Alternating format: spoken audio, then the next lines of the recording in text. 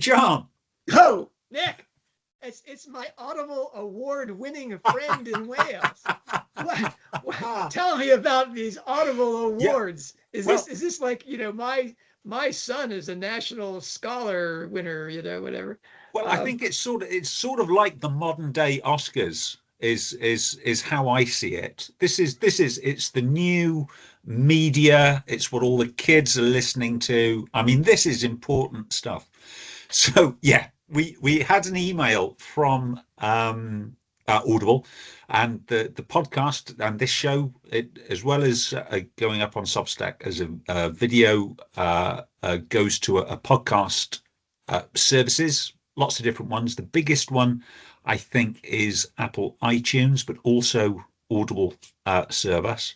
And they've sent us the annual roundup and given us some awards, which is rather nice.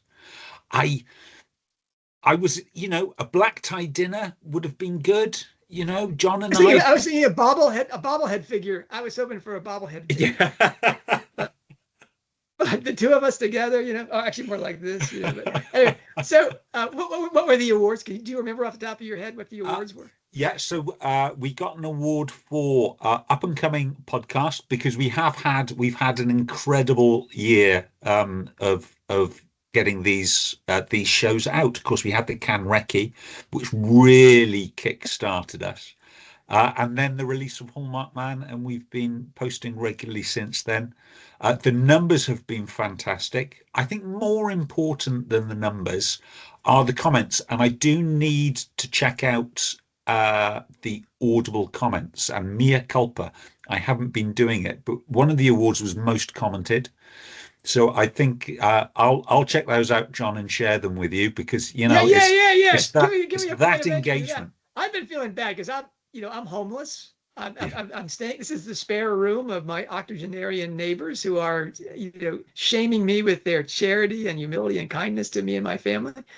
And I'm spending my day making applications, visiting houses. Sending. I mean, seriously, it's nuts.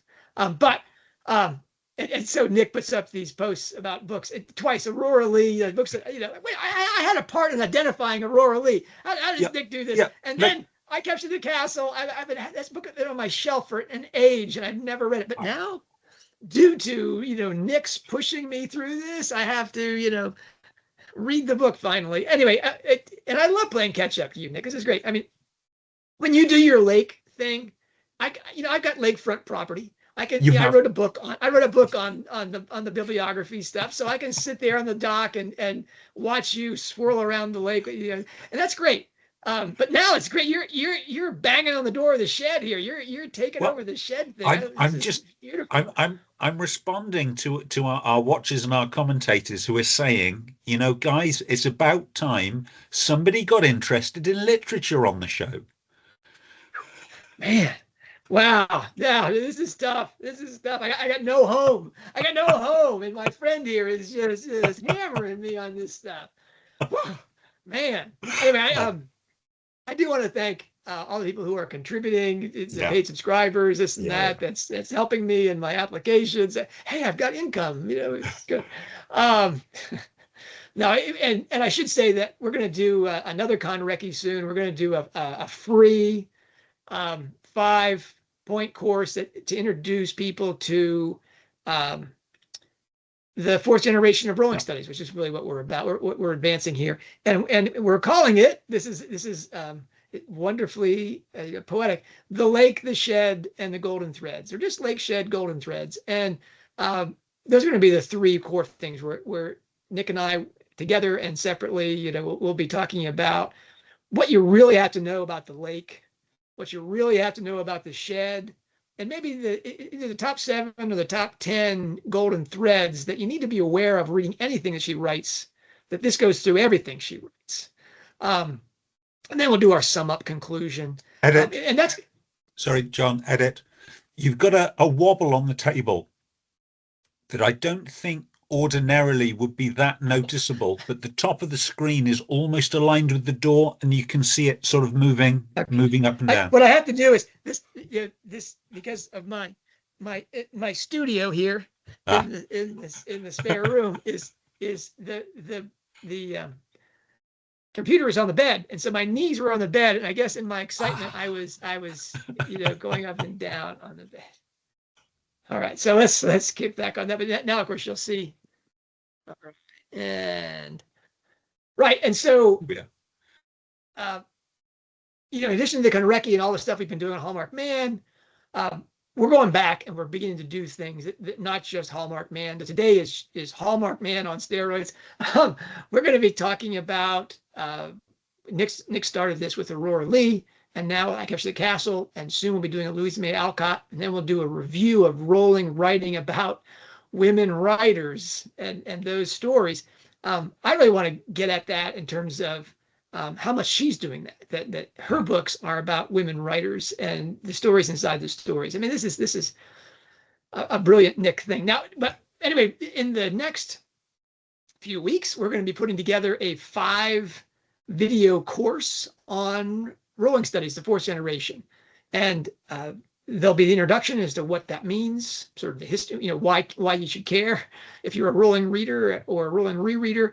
And if you're just a reader, why you should care about the 4th generation of Rowling studies.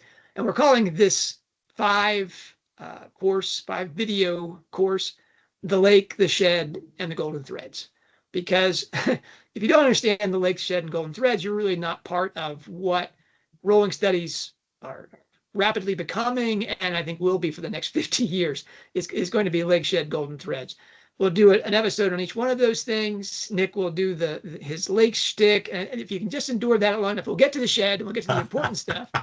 Yeah, we'll get to the really important stuff about the deliberate artistry of Rowling's work, and then we'll do the Golden Threads, which is, frankly, just the grunt work of going through the books and identifying. You call it grunt work. It's one of those things that, when you try and describe it to somebody, a golden thread, those guys are crazy. And then when you start seeing them, they're everywhere. And it enhances, for me at least, it enhances the reading experience, because as you're reading a new work like The Hallmarked Man, you go, lost child. Yeah. And I mean, some of the more bizarre things like incest. People just don't say, "Oh yeah, J.K. Rowling incest." But when you tracked it through her books, you're like, "Wow, there's an awful lot of incest and child abuse here. What's going on with that?" Now, what you want to do with that? There's crazy things to do with that. That's my job. And then there's responsible things to do with that. That's Nick's stuff. It's boring, but Nick's got to do that. And that's the fascinating part of Rowling studies, is to say, okay, why? What is that about? How does that golden thread reflect on her themes, on her core concerns? It's sort of like the Mark Twain line, is that the last thing a writer wants to do is to teach overtly, to be didactic. But the first thing a writer has to do is to teach covertly, because you are delivering a message it can be delighting while instructing, or it can be abusing while instructing, but you're instructing, and that's because you're entering into the imagination.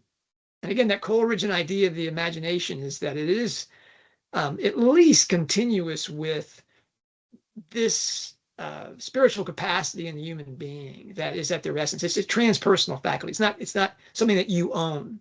You can be better at it than other people, but it's not you per se. It's not like your historical accident of growing up in this era, this and that. Or with this family, or this education, or in this financial class. The imagination is like your conscience. People have different relationships with it, but it ain't yours. It's you can say my conscience bothers me. What you're really saying is conscience, just the word, it means shared knowing. We all have that same voice in our head that says, "Oh my, you shouldn't have said that," which comes in after you've said it. It's just sort of like, "Oh, where were you? What good do you do me?"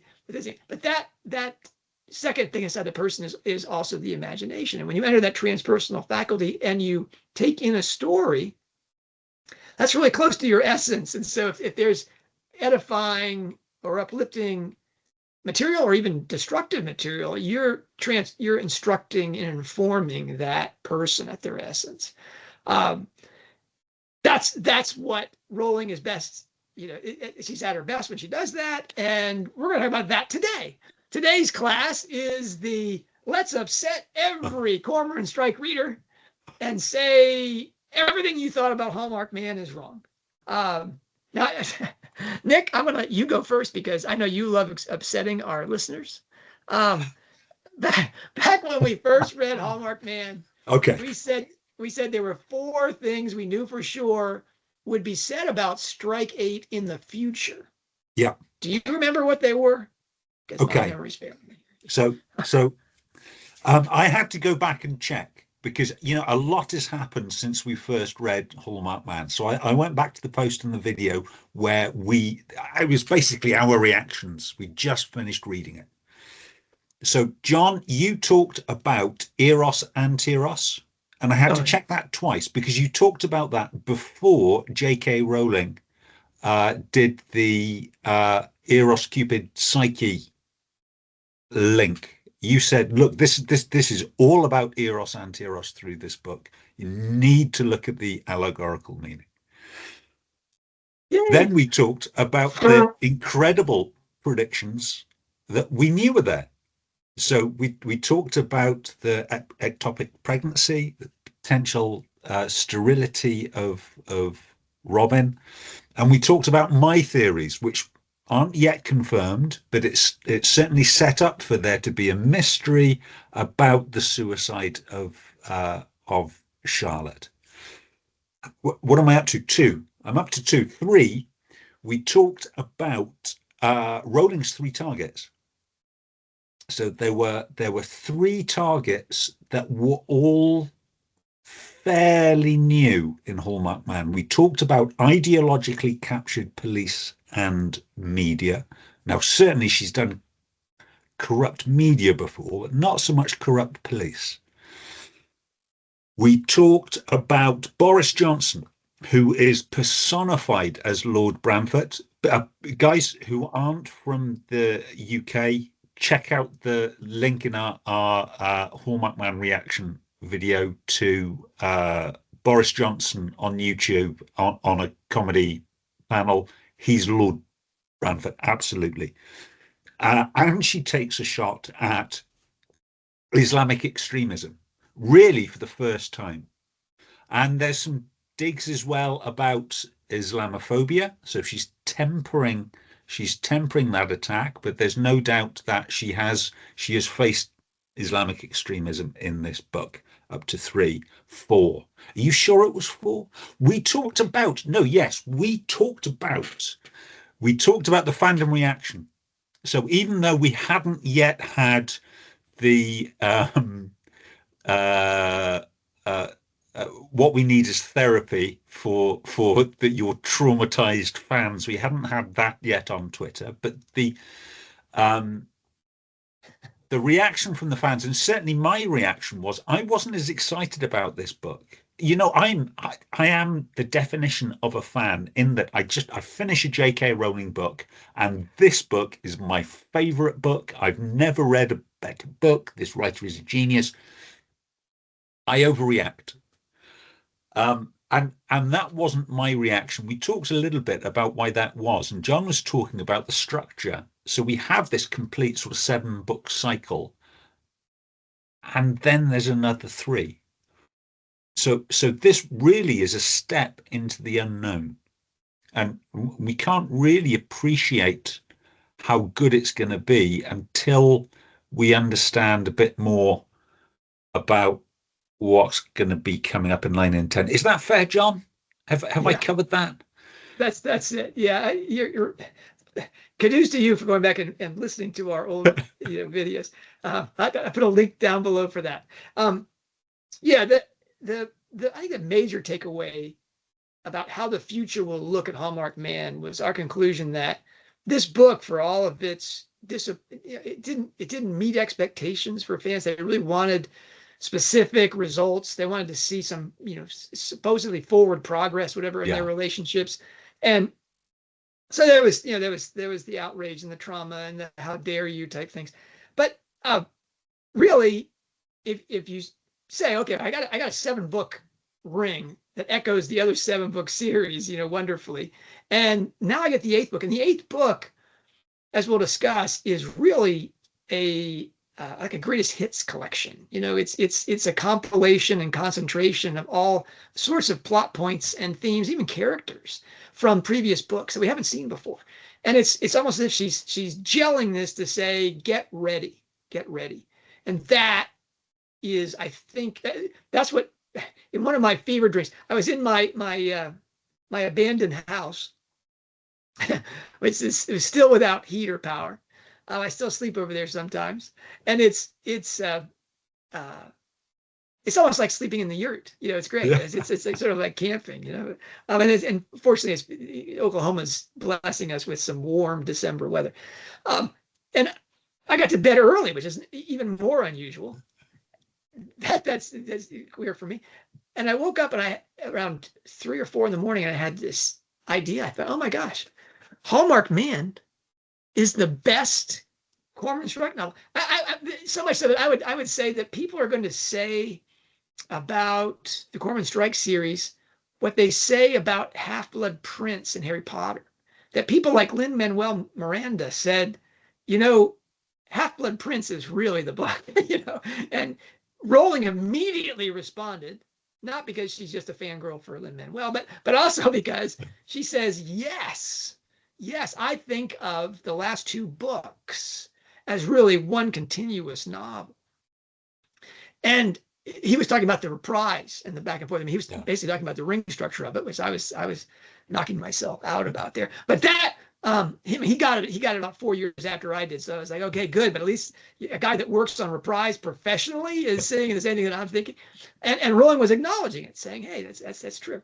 I think the last 3 books of the Cormoran Strike series Rowling did the 7-book cycle ring and made it a perfect, not only do we have rings within rings inside the book, we have each book as a ring, and then we have the series is a magnificent, homage to her own work, in intra-textuality. I mean, it's a lot of fun. But then we have, as you said, now we've got these 3 drippings. What is this? And I think that's where Rowling is. That we're going to look back on Hallmarked Man and say it's the best book of the series because everything it does sets us up for what's going to come in the next 2 books.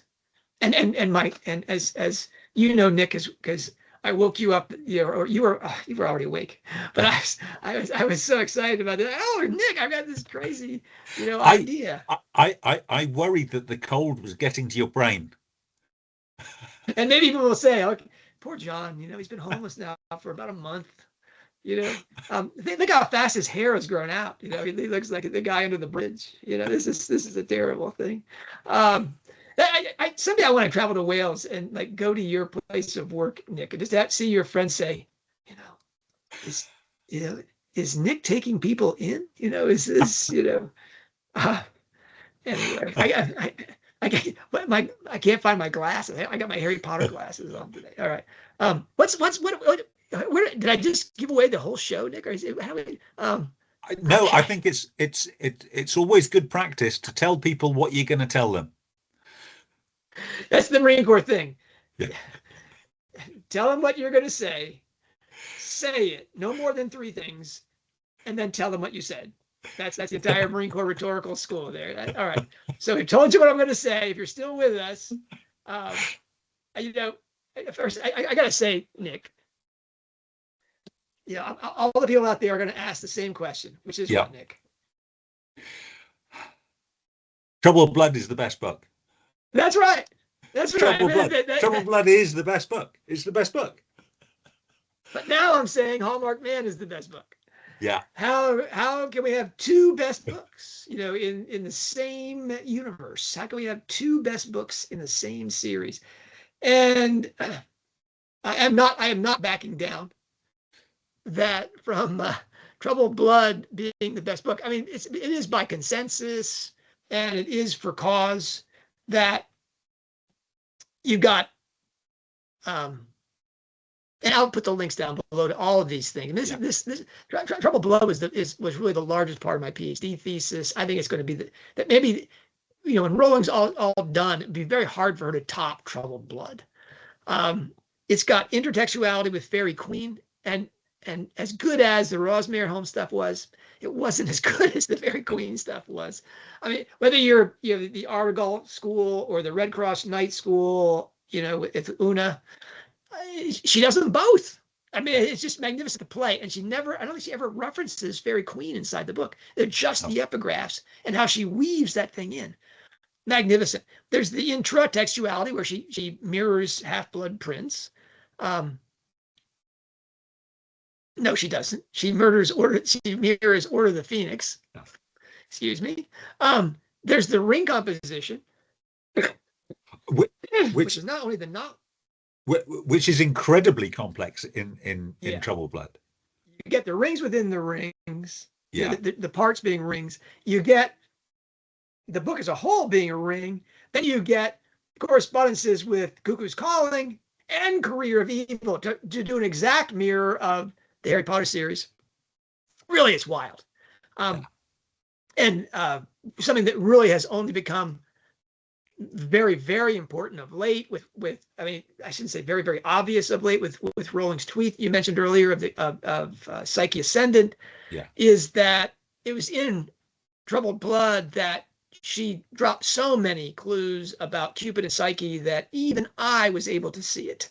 And we wrote that up after that. And then there were the paintings by the suspect with Satchel, Paul Satchel. Yeah. I'm sorry, every time I say Paul Satchel, I have to laugh because his name means little package, right? I mean, it's just too much. I mean, does Rowling stay up at night thinking of like penis jokes? I mean, that is I got it. Paul Satchel. We'll just spell it so it won't look like Satchel. All right. There's the Psychomachia, and that goes back to the whole Red Cross Knight transformation in that, and really, Strike Until Troubled Blood is really a totally insensitive bull in a china shop. He's just forcing his way through everything. Finally, at the death of Aunt Joan, he begins, and the near death of Charlotte, and his best mate conversation with Robin, where she really stands him up and says, "Hey, enough of this." Do we get Strike suddenly thinking, my character isn't that good. I have to, my soul has to come in. Magnificent. Very well done. We get the Wet Negretto for the literary alchemy. And then we have the narrative misdirection, where we have Dennis Creed and Janice Beatty as the whole book is to make you think it's Dennis Creed, and you hate him and you want him to be the bad guy. He is the bad guy, but and then it winds up being the little old lady, the poisoner. I mean, that's just what do they call it, the granny poisoner granny, or what. Just brilliantly done. And I don't know about you, Nick, but I was totally. I had like 3 different other characters. I didn't think it was good Janice Beatty. She totally got me. And that was the one I read really slowly. Yeah. I really doubt that Troubled Blood is going to be. I suspect it's going to be ranked as the best of the series, even the best book written by Rowling ever. But if looked at as the book that served the most critical place in setting up the finale, I think Hallmarked Man has to be considered better in that crucial way than Strike 5. Better than any Strike novel. Can you think, Nick, of another Strike mystery that reviews specific plot points and raises new aspects of character and relationships the way that Strike 8 does? So of course we get exposition. We get a drip of exposition going through the series. So for example, we need to understand why Strike's surname is Strike and not Rokeby and not Nankara. So we get that exposition fairly early of how Strike came to be Strike, and we get some information on Leda. We get some information on Charlotte fairly early on, and that expands. modestly as we go through the series, but there's no other book that gives us such an amount of backstory on Robin's backstory, Strike's backstory, Charlotte's backstory, even though she's already dead, and By family. suicide, Nick. Death by suicide. Yeah, allegedly. I'm gonna wait for the inquest of books 9 and 10. Um, it is remarkable, and it's doubly remarkable, I think, in a book that was so dense of necessary plotting for its own story, with four minimum of four suspects, five suspects with If you include Knowles, yeah, five. yeah. Uh, yeah, it's difficult to understand why all of that is in there if it isn't a lead into the next two books. It's necessary information. Surely, if there was an editor, and if the editor had any conversations with Rowling at all, and you got to trust they got to have some conversation, it must have been around. Can we cut any of this detail? Yeah, I mean, why do we need all that Dino Lancaster stuff? Yeah. I mean, is that just a red herring? I think what we're talking about here is the last three books are going to be read as one book. Yeah. And the confusion right now is the novel wasn't very satisfying. There's kind of mistakes or just things are a little bit sloppy or unfortunate about it. It had to have been in the vault. Really? Yeah. You've told us that 3 times now. And I'm still not seeing why it had to be in the vault. Why it had to be carved out there. But anyway, if you're really resistant to allegorical readings, that's a tough one. But so this book, if it's read as the first book in the Lord of the Rings or whatever, if you want to take if you want to think of the Lord of the Rings as a trilogy, which it is, there's 6 books in it, but that is being published in 3 volumes. This last thing as the end game of this series, then it's a different piece. And I think that's what we have to do now is say, I mean, you said this to me once, that if you had to read one Strike novel, go ahead and say so. So take your speech. I mean, if you've never read a Strike Ellicott novel before in your life, then you could read Hallmarked Man, and I think you would have all the information you needed to appreciate 9 and 10. Yeah. It really is like we're coming into this thing fresh, and unlike all the other books in the series, where we get really self-contained, hermetically sealed mysteries. Yeah. And the next book, we don't get all the characters from the previous book. But now we've had all these marvelous profiles: Sasha Lagarde, Valentine Lancaster, Dino Lancaster. I mean, all these people have come into the forefront. Tara. I mean, seriously, Charlotte's mother. We finally get to meet her in person. I mean, this is a crazy character. And we didn't see Amelia. But we know that they're coming back. We finally meet Johnny Rokeby.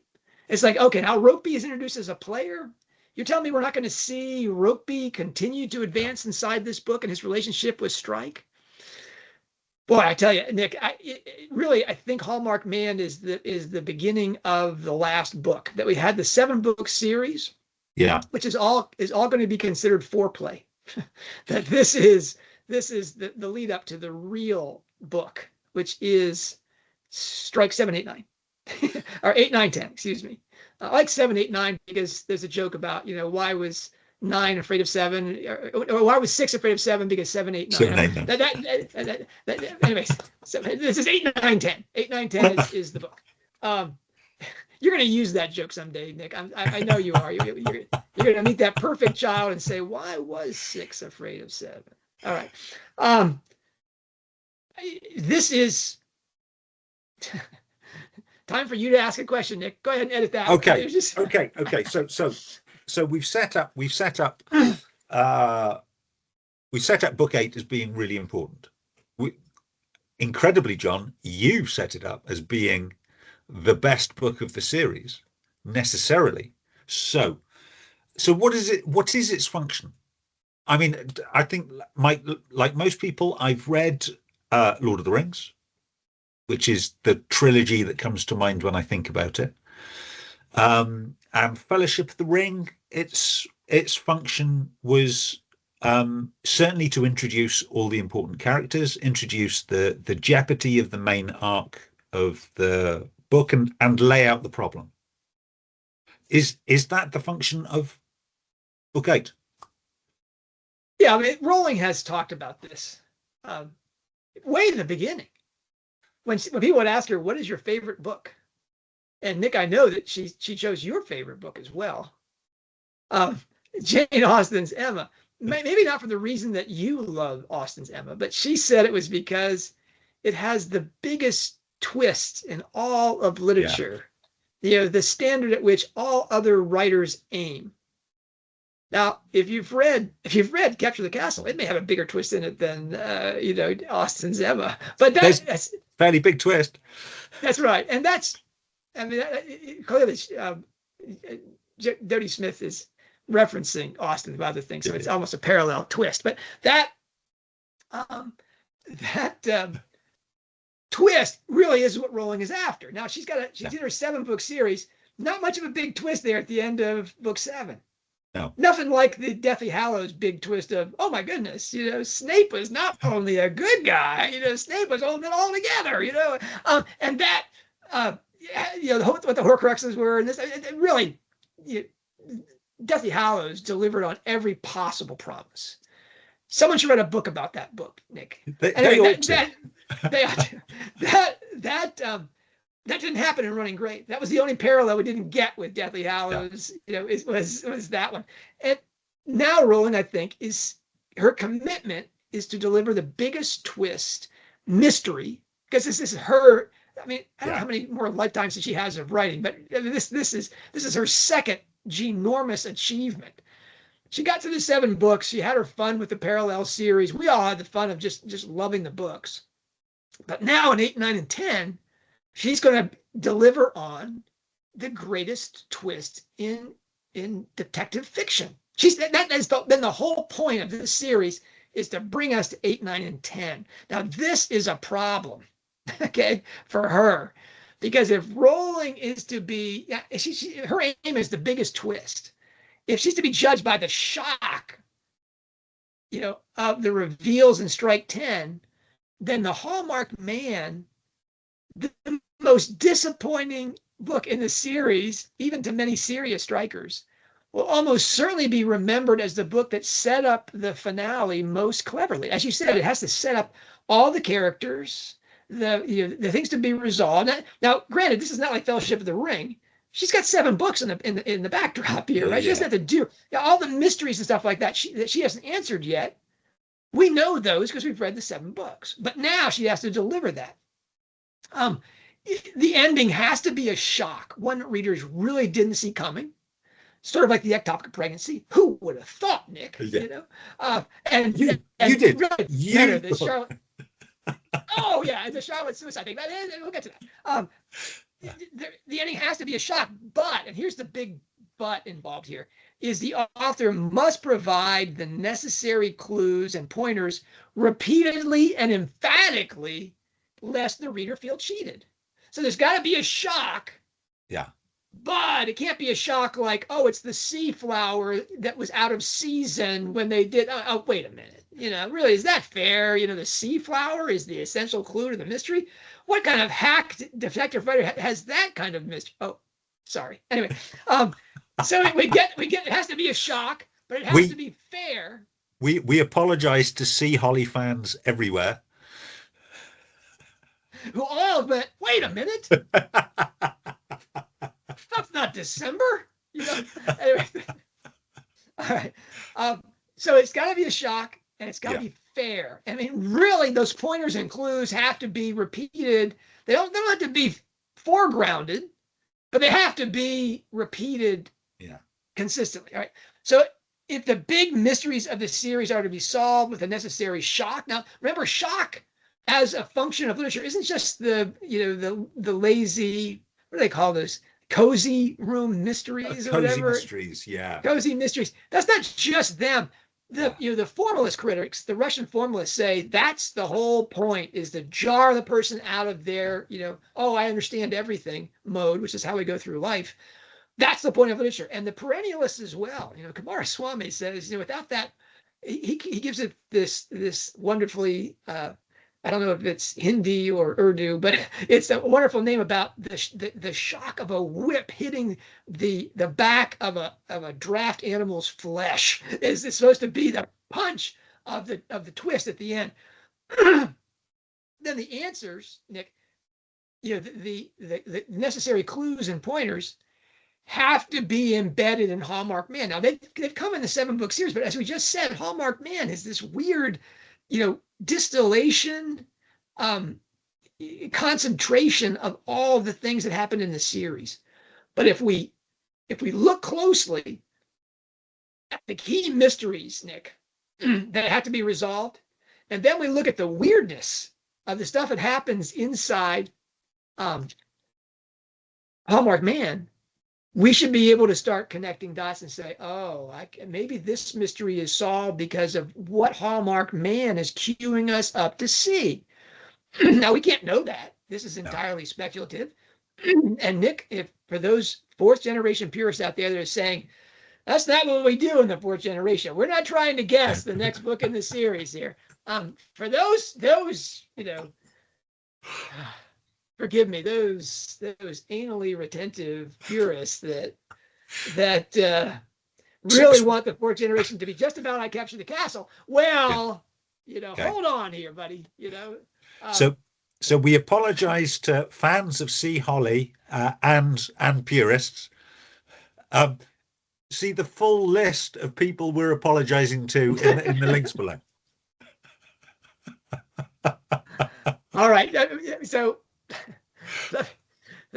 I explained, Rowling has made it clear that it's got to be fair. Yes. And she's made it clear that it's got to be shocking. So, Nick, I'm saying that I think Hallmarked Man sets us up to answer the key mysteries that remain, that the first 7 books left for the final 3 to answer. And that's how she's done this, is I got all these things that you don't know at the end of the first 7 books, and now I'm going to give you the prolonged answer. I'm going to organize, I have organized, Nick, those, and I've sent them to you, and they're down below. Those unresolved questions into 3 groups, and challenge you to think of the ones I'm missing, especially if I'm missing a category. And I can't wait for Tam Spells and Ed Shardlow and Sandy Hope to dive into this and say, John, what about this question? The question that we've been asking from the first pages of Cuckoo's Calling. I'm like, okay, I missed that one. Okay, again, I'm homeless. Be merciful. The homeless guy. So we I love that card, Nick. I should have been homeless a long time ago. I really should have worked on this. So we talked about this yesterday. So it's a great list. It is not comprehensive. And just because we don't know something, doesn't... Forgive me. I'm so overheated from you telling me that my list is no good, Nick, that I'm going to just put my Einsteinian hairdo. Go ahead. So just because we don't know something doesn't mean it's a mystery.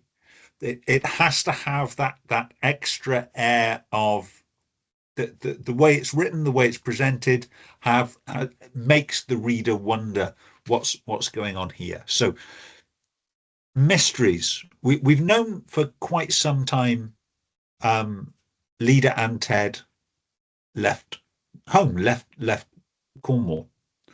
We've got a bit more exposition in the latest Hallmarked Man. A bit more. A bit more. but it's still a mystery as to what propelled both of them, albeit at separate times, what propelled them to leave um, Cornwall. Ted and Joan,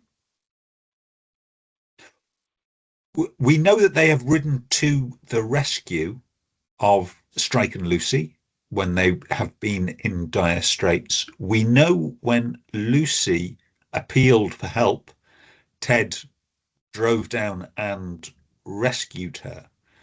But why not when they were small children? When they were in real peril, peril that actually demonstrated itself in the Norfolk Commune. What was staying their hand? Um, was lead? Nick, UK Yeah, question, Nick. yeah. There were authorities they could have called in Oh, the yes, 70s and 80s yes. And that would have not intervened and said, these people are not crazy. not not perfect, but the UK equivalent of what in the US would be Child Protective Services, um, uh, were available. So the local council social workers would have been available if they had gotten alert of children in danger, and being blood relatives, they would have been in an excellent position to arrange short-term foster care while the authorities were working out what was going on. So yeah, there were options there. Um, the death of Leda.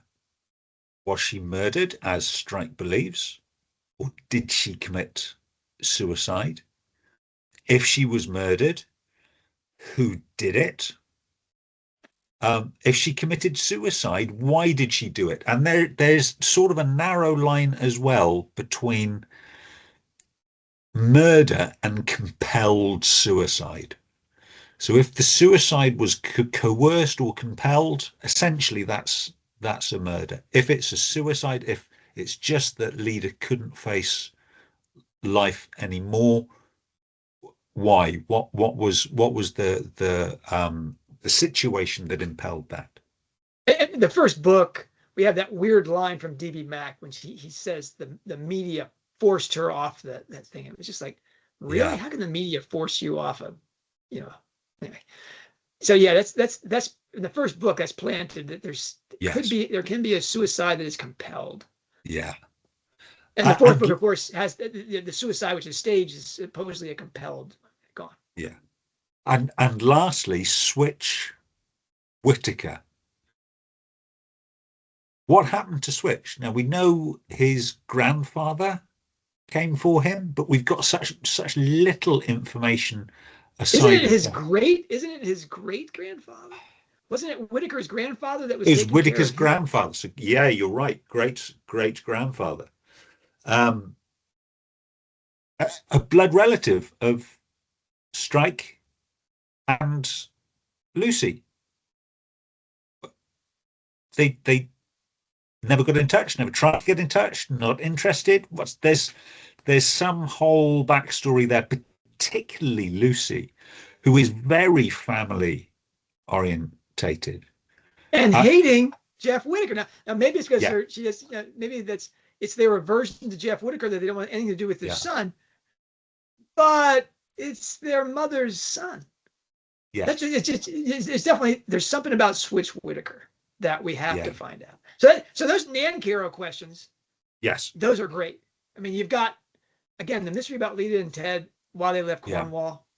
The information about their father, their mother, this and that was very helpful, I think, in preparing us for that answer. But still a big mystery. The information that we're given still leaves that kind of yeah, in shadow. Like, wait a minute, yes, that's a huge deal. That's formative, and we don't understand that. Why Ted and Joan never pull the trigger on that? Joan didn't like Leda at all. yeah, Why she wouldn't say, "Come on, Ted, we're not having any kids. Why don't we pull these kids in?" Anyway, and then everyone's been talking about. I've written my share of who done it for Leda and what criteria it has to meet for that. That's a core mystery, is yeah. the death of Leda Strike. Then we have the Cormoran strike questions. And, well, just before we move on to okay. the Cormoran strike question, so for people who are getting this approaching Deathly Hallows feeling, Nan Caro is a Cornish surname, and Nan Caro means Valley of the Deer or Valley of the Doe, if you wish.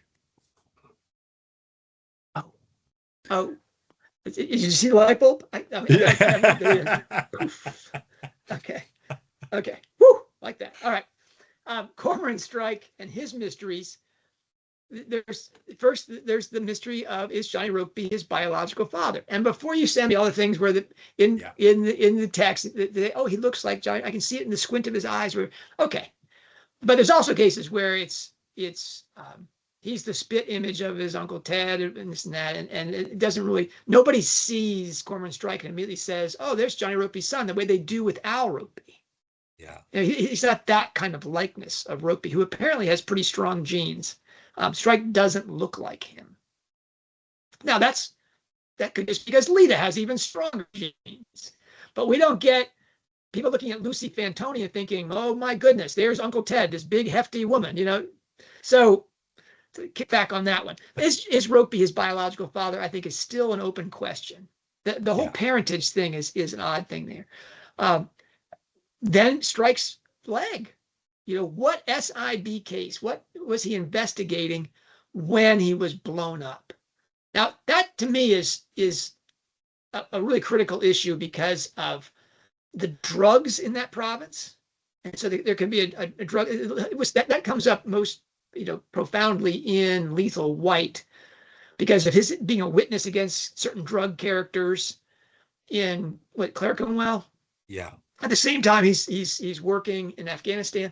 But I think it's also because it's a Muslim country and there's trafficking and there's all sorts of horrible things going on there that we're getting something like that. But Nick, you have another question that I don't have on my list. Yeah. So for me, I mean, getting blown up by an IED in Afghanistan is, I don't want to say routine, but it happened. It happened quite. It's Wednesday. Wednesday. Somebody got blown up. Yeah. It happened with distressing regularity. Let's put it that way. And largely they were instances of opportunity. So now, I'm gonna kick back on this before you finish that dismissive comment to say that Rowling's own company made the television show Strike. And in that thing, they have the depiction of the IED blast. And after the IED blast, a young boy goes and picks up a gun and walks to Strike and puts the gun to his head. That to me was their saying, oh no, he's the guy, then the kid, I guess the kid just walks away thinking he's going to bleed out or something. He doesn't have to commit murder here. But the fact that he grabbed a gun and went to that guy rather than the other people that were blown out of the thing tells me that it was a deliberate, forgive me, strike. Anyway, go on with your dismissive comment. I won't sink to the level of appealing to television authority, but so one thing we do know in the books is that the IED incident wasn't the incident where he was awarded his medal for bravery. It was a separate activity. I don't think that's been made plain in the television series. So it may be that the television series is having to condense those two situations rather than having to do extra shooting in a dusty environment with military vehicles, that it's sort of the one event. I think the event that we should be interested in the books should be the one that he's never talked about. We know he's got a medal, and we know it wasn't for the incident that he lost his leg. What was that all about? And we know we should be curious because Robin's curious as well, and Robin doesn't know. And Jack.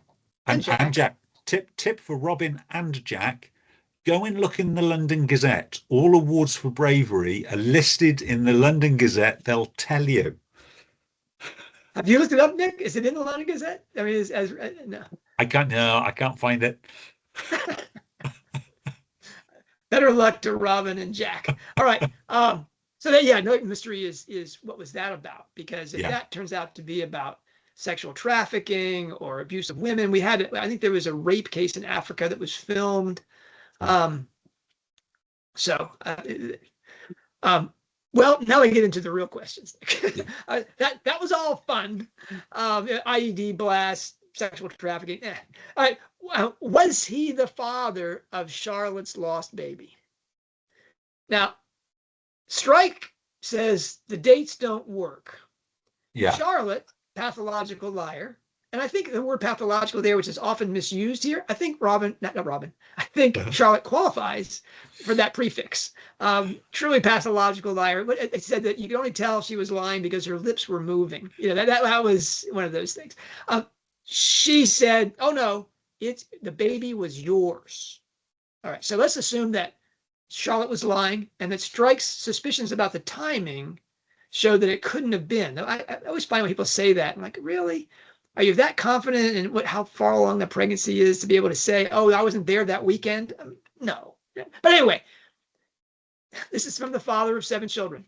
I'm sorry, I do that. Really? You're that confident in that? All right. So if Strike is not the father of Charlotte's lost baby, then who is? Strike, Charlotte says it's his. We can discount that. Strike, though, is at least as confident that it was Diego Ross, that she was seeing him at the same time, because Strike would think that because of the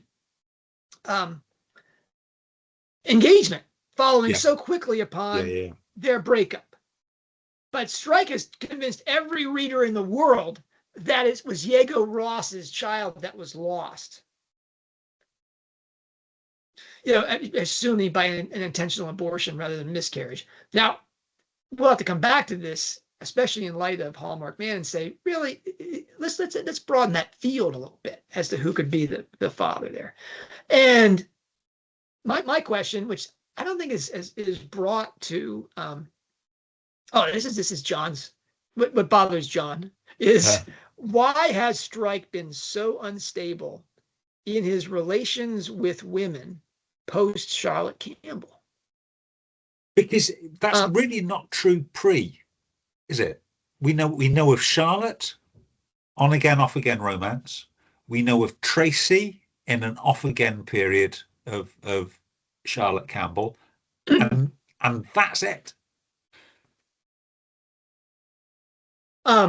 I think Charlotte refers to someone besides Tracy.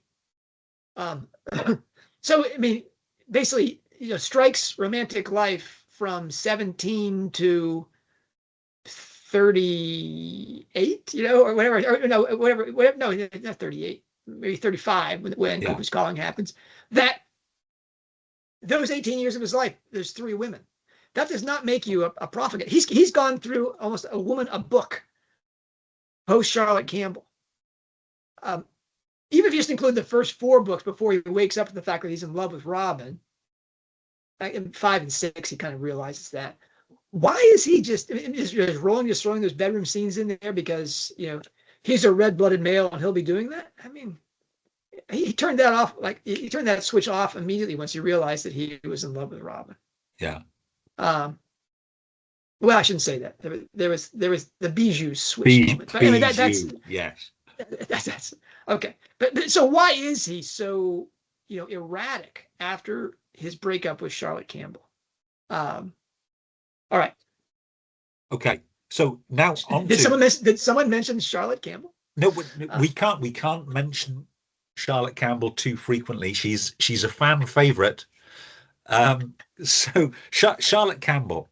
So much. A personal obsession of yours, Nick. I mean, it is. So I remember so much of your identity is wrapped up with this bizarre idea that she didn't commit suicide. I remember we did a 3 Broomsticks podcast just before Troubled Blood was published, and I was trying to convince them that Charlotte Campbell was the Snape of the series.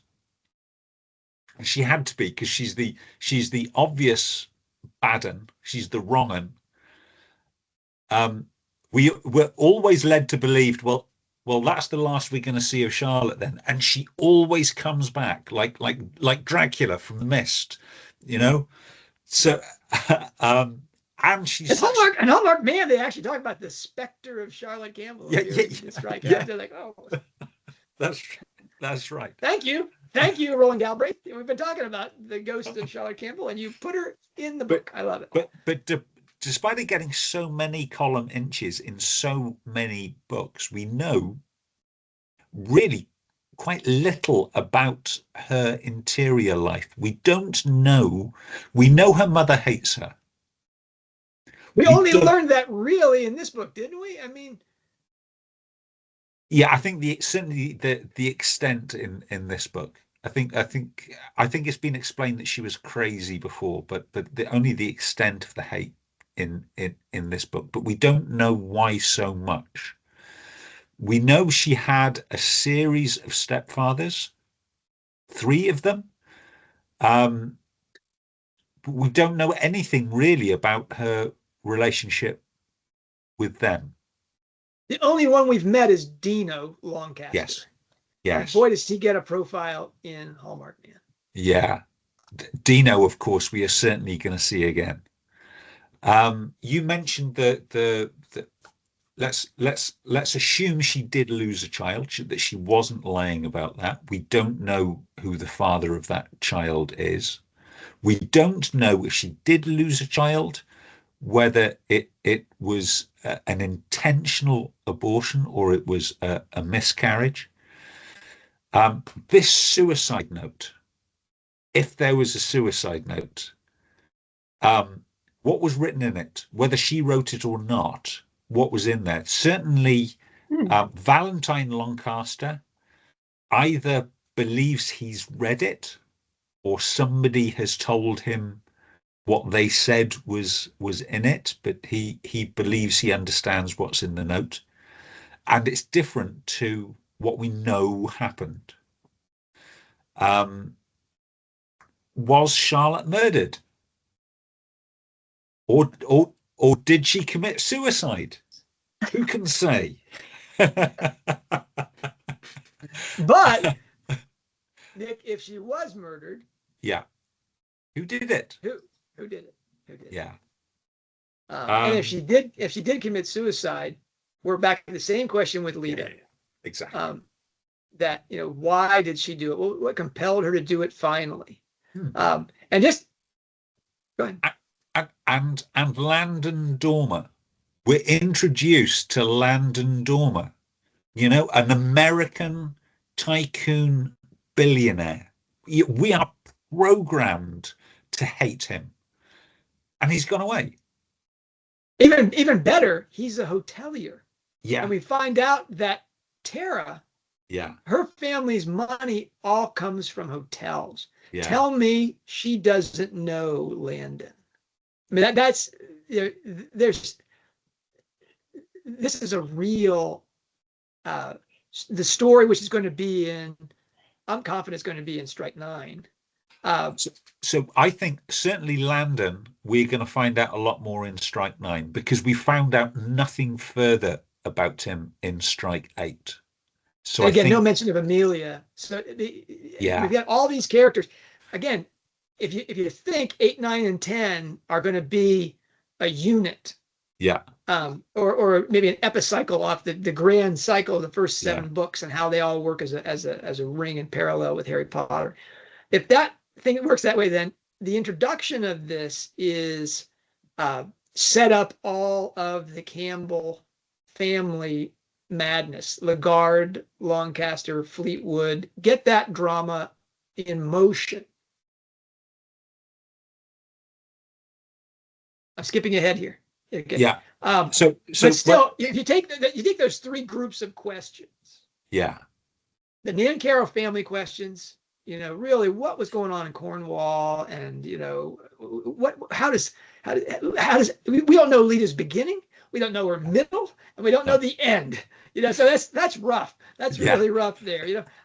Cormoran strike. We don't know his beginning, really. We don't really know what that was, how that worked out. We've heard from Rokeby that he really was in love with Lita. He thought he was the funniest, and it wasn't just a one-off. No. He saw her all the time, and he didn't understand why, she poisoned the well, with this kid. So we don't know Cormoran's beginning, and we don't know the middle of his life, which is the SEIB, whether it's his medal or the explosion in Afghanistan, using the critical, information we give it in the TV drama. Have you watched all the TV shows? I have, of course I have, John. So sad. Anyway, I think I watched the first one. I think the first one's where maybe it's the second one. Anyway, and again, the mystery of that Charlotte's baby. Yeah. And that brings us to Charlotte. And Charlotte, and the erratic nature of Strike's sexuality. Is that just a literary thing that she has to have some? It can't just be Robin and Matt being miserable. It has to be Strike has to be scoring with beautiful women. Anyway, Charlotte Campbell. We're set up in this book to really, why is she psychotic? Why is she so messed up? Why does her mother hate her specifically? The Strike's explanation of Tara hates her because she was beautiful. I'm sorry, Strike, that's pretty thin. Anyway, and who was, again, the father of a lost child. The suicide note, I'm suspicious that it wasn't even a suicide note, that it was a tell-all, that she was going to sell it to somebody like our friend, what's his name? Nina LaSalle's cousin.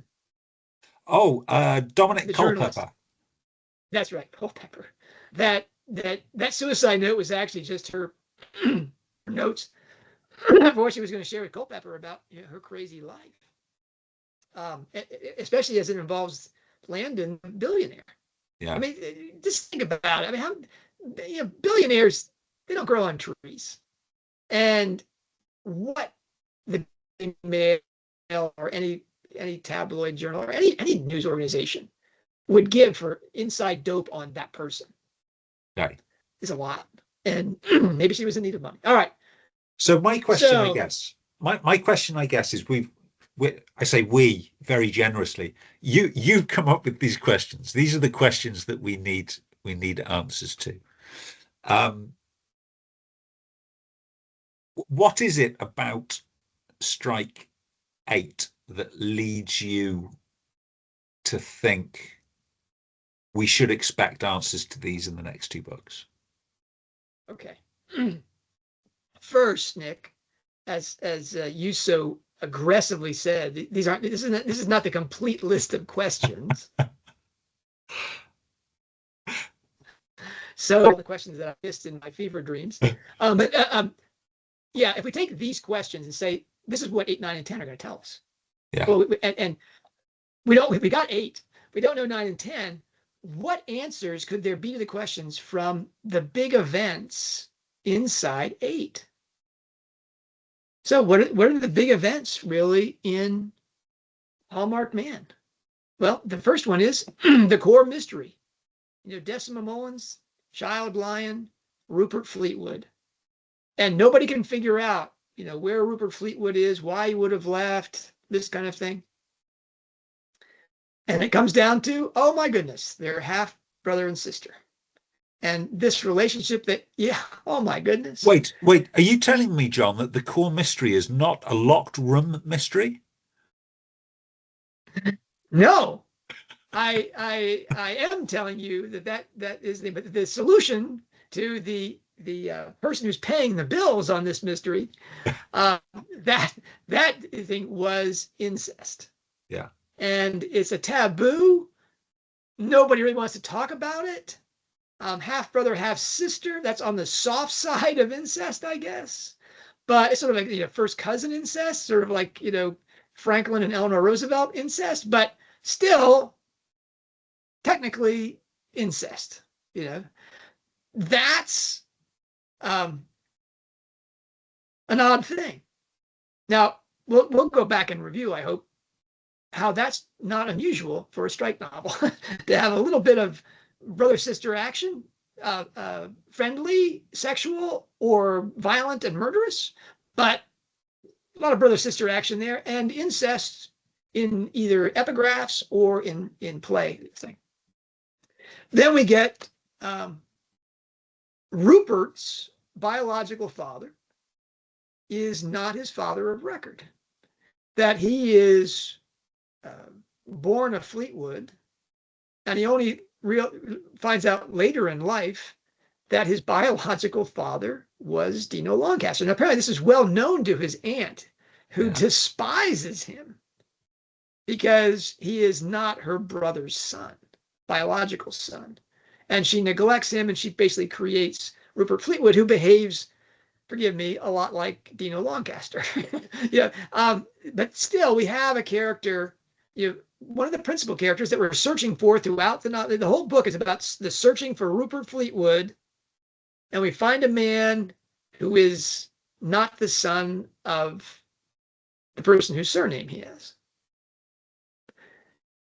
Then we get Sacha Lagarde, Nick. And I've been saying for years that Sacha Lagarde is a bad man. Oh, yeah.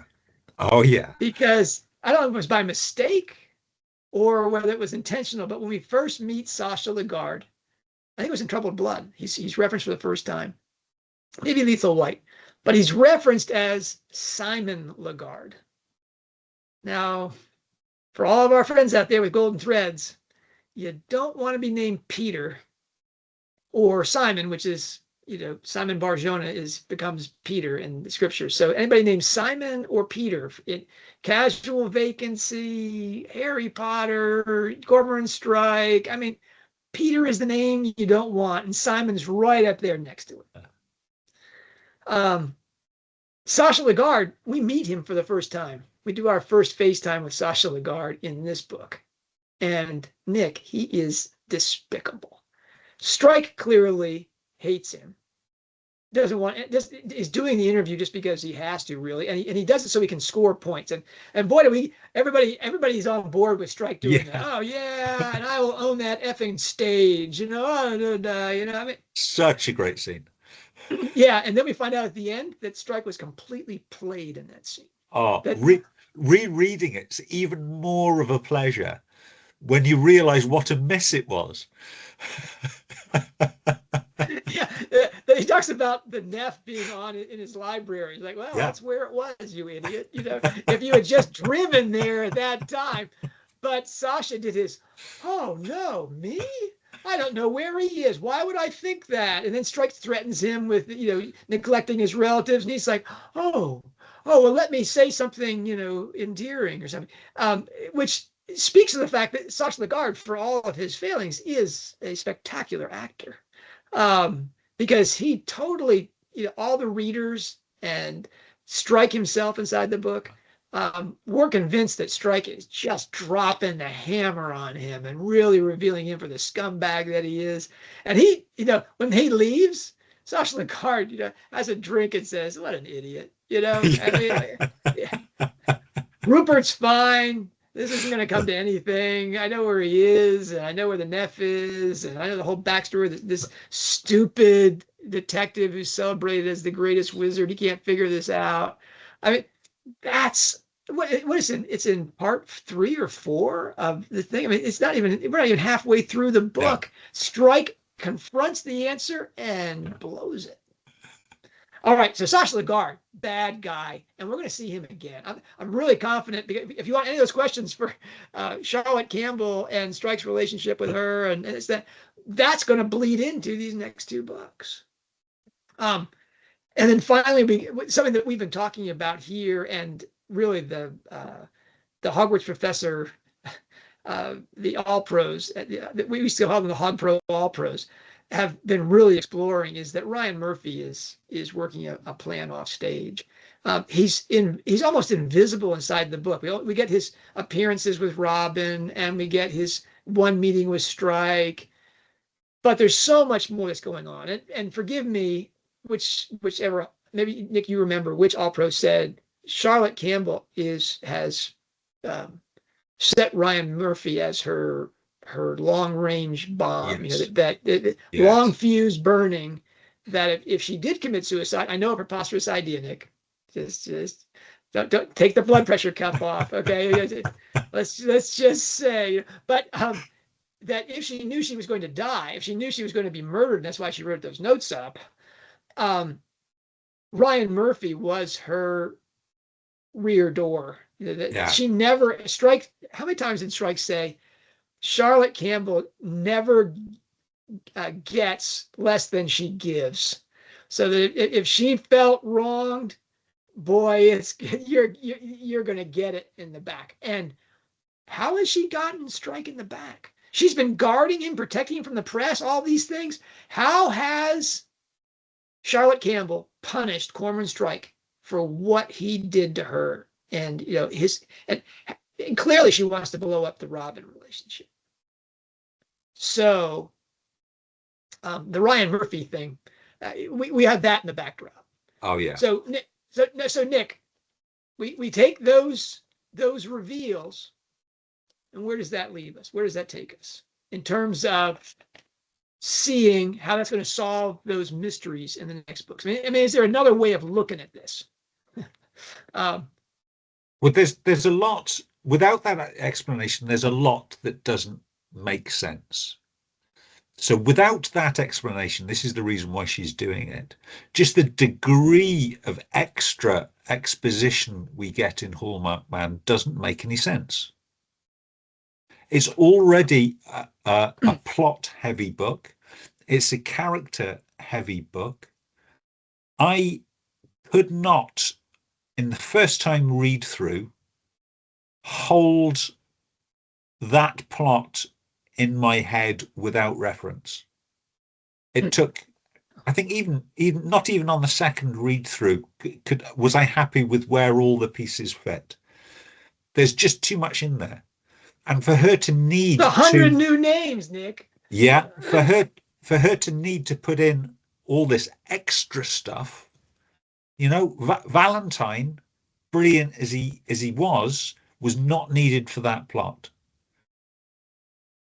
If not for that reason, why was he in there? If not for your explanation, which is why it's convincing to me.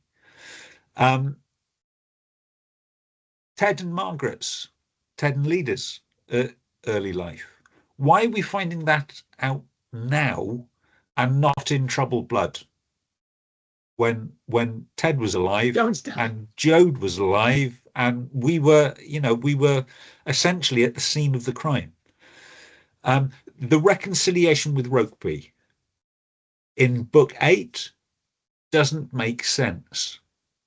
I understand why the reconciliation makes sense in the series. It's one of Strike's past demons, and resolving that resolves one of the conflicts of the series, and it's a nice thing to do. But book 8, we were introduced to this conflict in book 1. We haven't met him until book 8, and the conflict is resolved. Why now, if not because that resolved conflict is required in books 9 and 10? MI5 again. We get MI5 investigating the cover-up of a military snafu, so a patrol that's gone wrong, and there's the threat that this may become public knowledge. MI5 gets involved with Strike to try and shut it down. Why now? He's been ex-military for a long time. Why now are we getting introduced to MI5 characters? Charlotte's whole world that we're being introduced to. Why now? She's dead. Why wouldn't you introduce us to that in Lethal White? Setting up for something because I think that's all evidence that's pointing to your fact that this is an important book that we just don't understand yet. It sets us up. Now, again, in my you can see the yurt outside my bedroom window. And as there's without heat in the building, it's those windows serve no real function. Um, uh, I woke up and I had this idea about pairs inside the series. I think it takes us almost to the same place, and that is, and it comes from. I realized today that I remembered when I was trying to figure out the drawings in Troubled Blood. Does everybody remember the drawings in Troubled Blood? I want to see if I can find. Here we go. Oh, from the True Book. I mean, the True Book drawings from Talbot's True Book.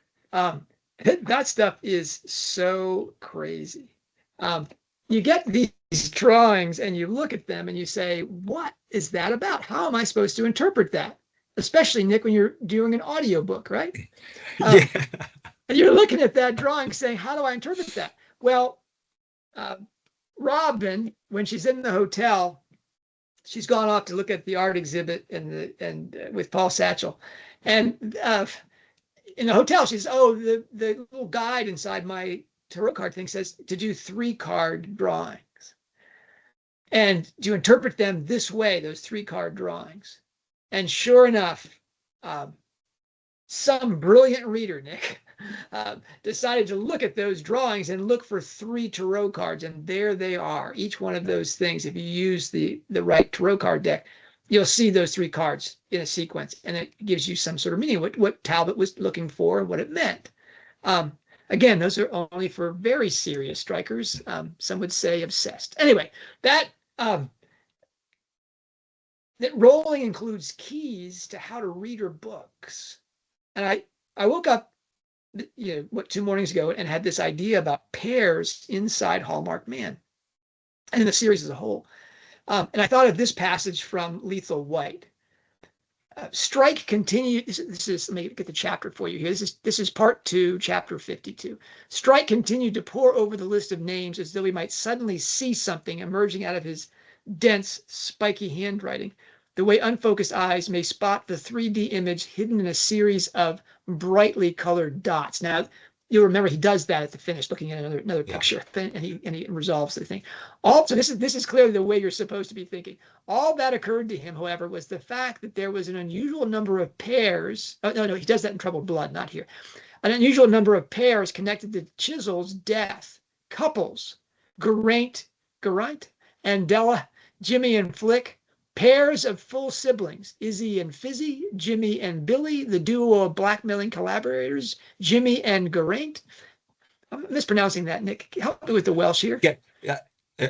Emphasize the second syllable, Geraint.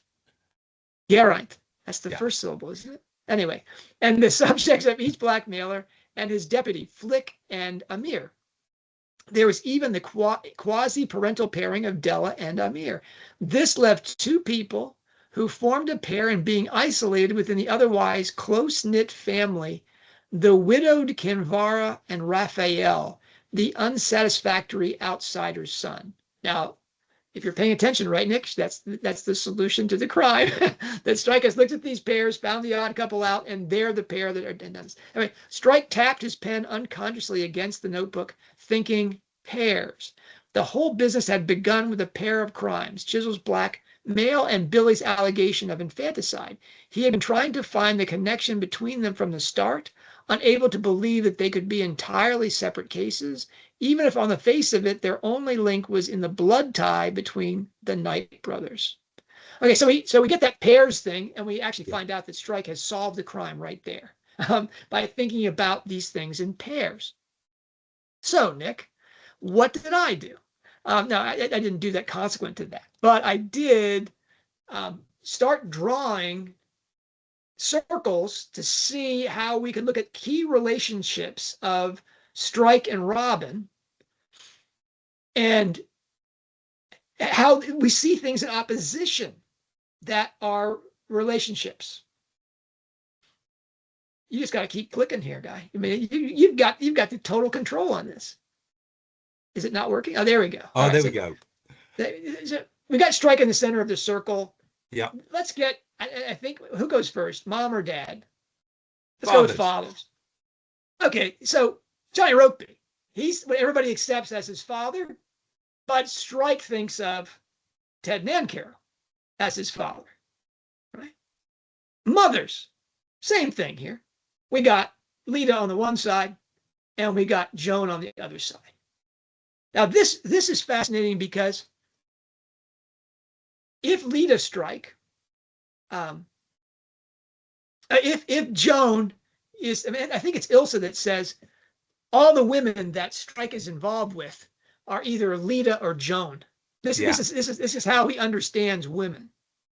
Now, Robin certainly leans more towards the Joan side, right? Yeah. And it's interesting because we find out that now that Robin is sterile, effectively. You know, she can use IVF, whatever, but she cannot have children easily or naturally. Joan Nancarrow, for reasons we don't understand, she's also was unable to have children. Now, Lita Strike clearly is the Charlotte side of things, though Charlotte's kind of the dark side of Lita. But I mean, that still, what could those two have in common? Charlotte and Lita. I think if we're thinking through the Hallmarked Man filter, that maybe they were both what they were because of incest and abuse from parental figure, the father. Just put that down as a marker. So next chart here, Nick. There's more to the family. Go ahead, give us the father and the mother thing. They take this plane and put it sideways, and now I got the siblings. The siblings appear, and we've got up on top, we've got Lucy Fantoni, really key to his life, the woman he took care of, and down below we've got the Rokeby siblings. Al Rokeby is the one we've seen the most, but Prudence certainly is going to play the bigger part in 8, 9, and 10, as she's going to be guiding Robin through the hardcore Jungian analyst. But still, these are part of the Strike family mix. Mothers and fathers and siblings. On we go, Nick. Next one. Please hold your applause on the graphics for these until the end. Go ahead, Nick. So now we have the key male relationships in Strike's life that are not, dad so much. Go ahead, Nick. Give us the first one here. Okay, the ones that are outside the agency. The key one there is Dave Polwarth, his oldest mate, and his best friend from the service is Hardy. Yeah, we get to meet him in Hallmarked Man. He comes to the fore after being mentioned I don't know how many times. Yeah. Actually, he appears in the novel that he goes. Is it Career of Evil? Where he goes. Career of Evil. Yeah, he's in Edinburgh. Okay, so and then there's the male friends that he has inside the agency, Barclay on one side, and now Wardle on the other side, and. Look at these characters. Okay, they're great opposites, aren't they? Yeah, because Polwarth hates the law. Yeah, he wants to up the Met any chance he can get. And Hardacre, he's hardcore. He's still in the military police. Yeah. Inside the agency, Barclay is Polwarth's twin, separated at birth. Barclay's like, whatever Strike says to do, oh yeah, we can do that. I can climb on the roof. I can do that. I mean, whatever. And then Wardle, especially at the end of. Sorry, Barclay can't eat prawns. That's right. So opposite of Barclay, we've got Wardle, who, like Hardacre, is by the book. This has got to be done so that it'll stand up in court and all those things. So basically, the yin and yang of the men inside the agency. But then we have the really crazy characters. And go ahead and give me the inside the agency and the outside the agency guys. There they are. But then we get the people that are not just inside or outside the agency, inside the law. These are the madmen in Strike's life that, given all the spice, top of the chart has to be Shanker. Yeah. I mean, he strikes break glass in time of need information. Yeah. You only play that card when you need to find the dark side. And the other person outside the law in his life could have been on the family side. He's sort of related through his mother here. But Jeff Whitaker, what a scumbag, and drug dealer, a child abuser. I mean, really, Nick. I mean, so those are the men in Strike's life, and you see how there's this polarity. I mean, Shanker wants to kill Whitaker. That's about as clear a conflict as you can get. Yeah. And if you see the other guys in the room, you know exactly what would happen. Is that Shanker would sit down with Polwarth and Barkley and trade stories, and Wardle and Hardacre would arrest Whitaker. And that's just, that's how that one is going. All right, next slide here. In this polarity here. Now, Cormoran, Strike, and the women. All right, this. Will they all fit on a circle? Yeah. Well, go ahead. Give me a slide. Lita is not on here. All right. So number one, there's Charlotte. From the very beginning, Charlotte is just this presence. Even if they couldn't find a beautiful woman to play her on the TV show, a lot of TV show talk here in this. All right. Why is Robin so much more beautiful than Charlotte on the TV show? You figure that out. And then opposite Charlotte, we've got Bijou. Right? Yes, they're opposites. Yes. But why? But why are they paired, Nick? I think you just give me another click here. I think you'll see why they both could have been pregnant by Strike. They both said they were. I know Charlotte said she was pregnant by Strike.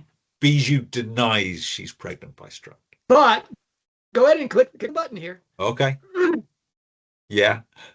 Robin is Strike's oldest female friend that we know of, and that's Ilsa. There she is. Okay. What do those two have in common, Nick? They IVF. So Ilsa successfully had IVF treatment after many repetitions and lots of trouble. Robin has been told that she can only get pregnant via IVF. But there's something else, Nick. You contrast Charlotte and Bijou with Ilsa and Robin. Besides the fact that Strike hasn't gone to bed with them. He's gone to bed with Robin, but talk about, not really. Go ahead and click it up again, and you'll see it right away. Is that these are justice seekers. Yes. These are women that are consumed by helping the helpless, and especially to do with children. Remember Ilsa in Silkworm, and how she is the person that's really helping this family with Orlando. Very much of the same model as Robin. Couples. Oh yeah, let's talk about the couples that Robin has in her life as models. All right, so we start off with her parents, Linda and the sheep guy, and then at the bottom of the list we've got her brother, and these are the normative families. Yeah, so married, happily married with children, and Jonathan is married to a veterinarian. To a vet, of course. That's right. And so Linda has her sheep expert, and Jonathan has his large animal husbandry character. All right. Got to keep clicking here. Yeah, this is what's considered the right thing. And then we get Matt and Sarah, other Masham couples, and we get Carmen and Martin and Dirk. Now, what do you think those have in common, Nick? Okay, they are clearly dysfunctional couples. Matt is trapped. Martin trapped? Yeah, I think Martin's trapped. Yeah, I think you're right. So you click again, you'll see. Yeah. Man trapped. There it is. That seriously, that Matt got caught in a pregnancy trap, and he probably was happy to be clear of Robin because it was just too big a person for his marriage. But Martin, I think Carmen, when she named her son Dirk, was suggesting that Excalibur Man was the father. The small blade and the big sword. Not too subtle. And Martin, I think there was some noise about his wanting to have a genetic test, but whatever. That I feel like Martin feels he's trapped, and we think that Martin is such a loose cannon that he can't possibly be right. I'm Yeah. thinking that the guy married to Carmen. Yeah, he's probably right. He's getting played. Next slide. Uh, and then we got Robin Ellicott and her men. Okay. What's next? What shows up next on this slide here? Okay. Oh, we got her lovers. So we got Matt probably at the top, and we got Ryan at the bottom. And both those guys, they got secret things going on. We're almost certain. We know that Matt had a lover in the back, and Ryan. I love the idea that was, I think, first propagated at HogwartsProfessor by one of our serious readers, that Ryan had something to do with Charlotte. Whoa, that's just too good to be true. And would Charlotte be equal to that? Oh man, that would be great. All right, next is her best mates, which have to include Cormoran Strike, clearly, and her father. These are people that have her best interests at heart, and really unqualified love and devotion for her. But there's also some more people in this background, just like we had Shanker and Whitaker. If you go to the next slide, you'll see you put all these men back up here, and then the axis that runs right through Robin is the bad guys, the abusers, right? I mean, the rapist, we've never been given a name for this guy, but he's still dominating her life and how she's living her life. And at the bottom of it, we have a group picture, Nick. All the people that have taken a knife to her, attempted to rape her, tried to cut off pieces of her body. I mean, this almost won a book, right? That's right. I mean, that woman is a pincushion. I mean, it's just like you have your rape, attack, and then all the attackers just being shadows of that again and again and again, abused by this. Now, next slide here. Is that it? That's it for the slides? Okay, I think that's it. What do you make of all that, Nick? I think that especially the one about Charlotte and Bijou and the mysteries about the mothers, that if we look at those mysteries again real quickly, and we look at the clues that we got in Hallmarked Man, forgive me,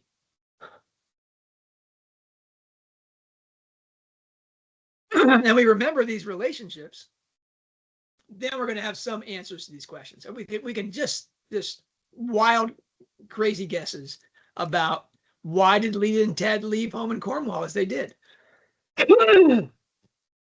Nick, I think Lita and Ted's father was cuckolded by Ted's mother, and that Lita isn't his child, and that consequently he abused her. We know that after Lita and Ted's mother dies, that she's sent off to grandmom's house, Lita's mother's house, and Ted wants nothing to do with her. So that's sort of reflected in the Donnie Lang backstory, isn't it? That's right. Exactly. And I think there's the suggestion of the Noel and Holly Brockbank. Oh, the story. incest. Yeah. The incest could be that Ted took care of his younger sister, and at some point that became amorous. Not necessarily, full on. She would have been, Margaret Leader would have been very young while Ted was still at home. That's right. But we don't know what consolation they were to each other. There could have been some kind of intimacy that made them unusually close, made them because if they knew that they were only half brother and half sister, then we get the Decima Rupert parallel. But we really don't see them together, even in Strike's recollection. We have Strike's recollection of Ted. We have Strike's recollection of Lida. I think in the TV series, we see Lida coming to St. Maur's to collect young Strike. But I think even then we don't get a picture of the two of them, Ted Ted and Leda together. There's the image of Leda on the beach saying, if there is a hell, it's Sunday in St. Sunday Maur's. in St. Maur's. Yeah. So, maybe she stayed there for, some periods of Yeah. time. But if there was some intimacy between Leda and Ted, that would explain why Ted left. He was simply so angry at his father because he had such an odd relationship with his half sister that crossed the border of just filial relations. And Leda looked to her brother for protection, and he couldn't always protect her from the father, who was abusing her sexually. So that's why she leaves as soon as she can get out of there. Strike suggests it's because the grandmother or whatever, but no, I think it's the grandfather. And Ted leaves because he wants to kill his father, because he's molesting, his younger sister for a crime that she couldn't possibly be responsible for. And why she drops the Nancaro name immediately. Wants nothing to do with carrying that man's name forward. Now, why did Ted and Joan not save Strike and Lucy? Because Ted loves his younger sister. Now, when he comes back in 1974, Leda is a woman. And it's, forgive me, conceivable that Ted is the father of Cormoran Strike. Because we've just seen a case where a half-brother and sister have a child who is, fine, is in good health. But what steps would they have taken to obscure that relationship? The Rokeby thing is nice, but only if you can somehow play the game with that. And Ted, with his SIB connections, might be able to figure out how to do the Rokeby thing. Who knows? We've certainly seen in the Bijou connection in Hallmarked Man that how people collect genetic information can be a little dodgy and easily, turned upside down. And so maybe that's why we see this whole Bijou thing coming through the story, is so we can see how someone can manipulate that system the way that Ted and Leda did with Rokeby. Okay. Was Leda murdered, or did she commit suicide? I think if Uncle Ted did it, and that still is my lead candidate, was that Ted did it. It was because, like Charlotte, she was going to come clean and tell Strike that he's the child of incest, not of Rokeby. And that's why she's never really taken the money. Yeah. And if she was murdered, Ted or Dave Polworth as an agent for Ted, they have to go to the head of the class. Say it's because, Whitaker did this and Leda wants him set up. If she committed suicide, why did she do it? That would be because Whitaker was diddling, for lack of was having inappropriate relations with Lucy, and this was her worst nightmare.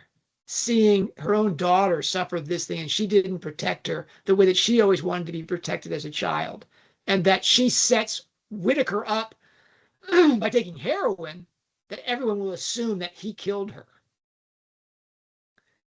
What happened to Switch Whitaker? I don't know, Nick, but I think that is going to be the pull that causes all of this to unravel. It's a strange absence, isn't it? Then we get into the Cormoran Strike questions. Okay, yeah. Is Rokeby his biological father? Great question. If we're right, and Ted might be his biological father, that kind of explodes that whole thing. What SIB case was he investigating when he was blown up? I'm suggesting that he was investigating sexual trafficking, and that he had to die because of that. That's why the boy with the pistol comes up. And the same thing can be true for the medal. Is the medal that he's in Bosnia, and we get that he was investigating the abuse of children, and that's why he did something to save somebody. Was he the father of Charlotte's lost baby? If not, then who was? Nick, Charlotte's your obsession. Who do you think? Who do you think could have been the father? In light of the brother and sister incest we just got on Hallmarked Man. It's possible. It's possible if she really did have a baby. I think all of that is murky by dint of. I mean, you said it. She's a pathological She's a pathological liar. Um, So you're saying it was a pregnancy trap that didn't really have a bait in the thing, that it was just I think measuring Strike's commitment to her. I think that's a possibility. I think there's enough going on there without that having to be a real pregnancy. Well, Nick, I once again am going to step in here and give a much more logical and rational response to this, which will qualify as shock territory. But I'm going to say no. Sacha Lagarde is the father, was the father. He's wonderfully handsome. They drank together all the time. Half brother, half sister. We get the model in the Decima Mullins, Rupert Fleetwood thing. That's just too good to be true, Nick. That's so much of a play. You can't say if that's the shocking finish to the story, and that Sacha Lagarde is the murderer of Charlotte Campbell. That was set up. You can't say you didn't get the clues you needed in Hallmarked Man. No, that's true. All right. It's all right there. It could be Valentine Lancaster as well. Yeah. I just don't see Charlotte. That's slumming for Charlotte. Sacha Lagarde is much more her character for that. Was the child aborted intentionally, or was it a miscarriage? It could have been because it's an incestuous relationship that it was miscarried. Or knowing Sacha Lagarde, he could have said, fix this problem. Or she could have realized, oh my goodness, it's not Strike's baby. I can't have this thing. All right. What was written in her suicide note? She tells all. She finally tells Strike who the whole baby story, the baby backstory. Sacha Lagarde and Amelia get this, or Tara does with her connection with Landon, and boom, set her up for suicide. If it was suicide, why did she do it?